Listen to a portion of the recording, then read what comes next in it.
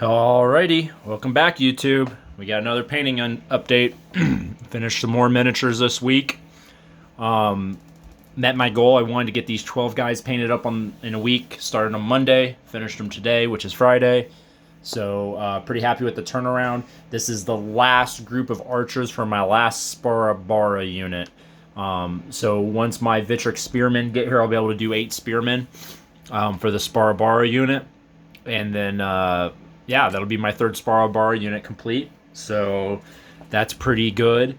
And then I do have 12 more archers, which are part of like just a archer skirmish unit, independent skirmish unit to paint. And then that's it for archers. Not gonna lie, kind of done painting Persian archers at this point. After I paint these last 12, that'll end up being like 100 archers I've painted. And it's just, ooh, man, that's a lot of archers. It's a lot of Persian archers to paint, especially when they're so intricate with their, the patterns. And I definitely started to peter out on the patterns, but I'm going to finish strong on the last unit of 12, and they are going to be the LGBTQ unit. They are going to be every color under the sun, under the rainbow. They're going to be my gay pride unit. I'm going to just go ham on all the colors on this last unit of 12 I got. So these guys, I showed their brethren, the other half of the archers for the Sparrow unit. I used a mix of a very deep blue, like an ultramarine blue, and a gray blue for the first batch, and then I did I actually did dark Prussian blue and Oxford blue, which looked like an interesting color. It looked like a blue-purple, and it actually came out a little bit more purple or violet, and then I put a blue wash on it just to tone it down. I'll show you what it looks like here, and they're still pretty purple, but I think they'll fit in really nicely with the units, and they're still going to be shiny because I haven't put the varnish on them yet. I varnish them once they're on the bases. But yeah, he just has a stripe. Literally all I could do for him. That's all I could muster the energy for.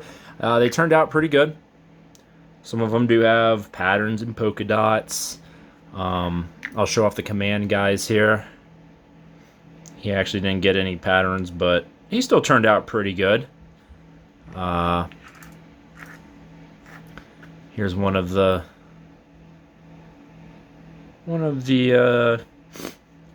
dark Prussian blue guys, couple kneeling guys.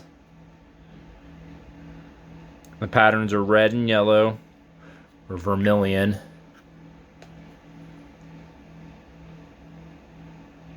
A race car guy. Yeah, it turned out really good. Quite pleased with them. That's the commander. I tried to. It's been a while since I've had to layer. I tried to actually do some layering on his coat, unsuccessfully. I don't think I was. My mixtures of dark red to red just were. I wasn't finding the right mixture. I mean, with the highlight on there, it looks okay, but I wanted it to be a little bit more blended. It's been a while since I've actually tried to do a wet blended paint job. So, other than that, it turned out really good. Some of them I did with the like the sea gray trousers there, the blue gray. So I did this guy with a funky pattern, little floral pattern on that guy. Turned out pretty good though. Yeah, so I'm pretty happy with them. They're gonna go and join their brethren. And then, like I said, I'll only need 8 more spearmen to finish out the unit. All I have left is 12 more Persians in the painting booth to finish up. And I'm out of Persians until the Vitrix order gets here. When the Vitrix order gets here, I'm probably going to paint the cavalry first because I need a break from painting infantry and especially bowmen. Like, I cannot paint another Persian bowman. Then we'll probably do the Takabara units next. I want to do 16 of them. And then I want to do 16 slingers, and then I want to do a unit of Royal Guard /10,000. I want to do a unit of those guys. So my goal is to get all those guys painted up in a month. If I can get those guys painted up in a month, I'll be pretty happy. The only units I need absolutely done for Marathon is the 1 unit of cavalry and the 2 units of Takabara. So if I can get them completed, then we can roll Marathon. And then for Plantea, I'll need the. I guess I won't need the 10,000 for Plantea, because that would be in the presence of the Great King.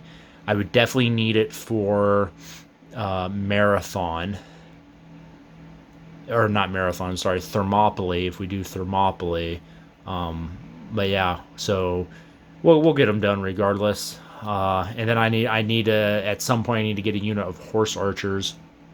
That's the last unit of cavalry I'll need to get for the Persian army, because ultimately I want to have 4 12-man 12-man strong units of cavalry. That's my goal.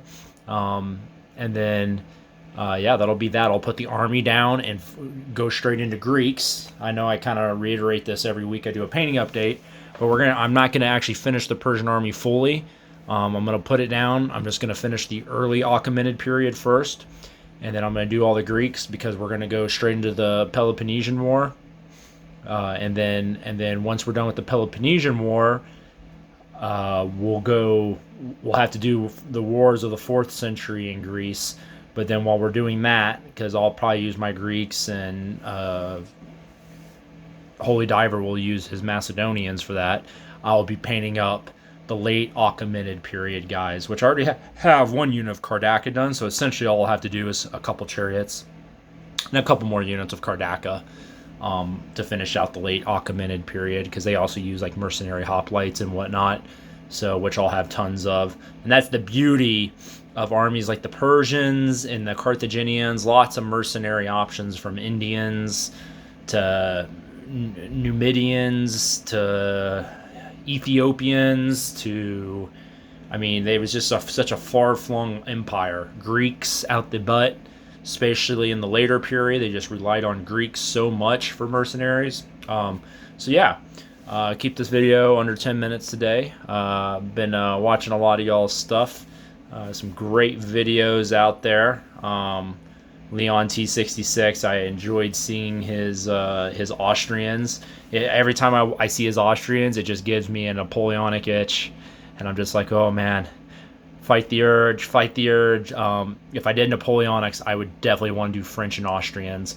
Like Austerlitz is kind of like one of those pinnacles of warfare, and it's like, you know, one of those, like, you know, monumentous historical battles, and it's like, it just fascinates me so much. But I'm afraid that if I start collecting and painting Napoleonics, I'll do nothing else but Napoleonics. So I'm fighting the urge from now. I think in 2 years, because I really want to get through the ancient period, and I still need to do some Roman armies, some late imperial Roman armies. I still want to do like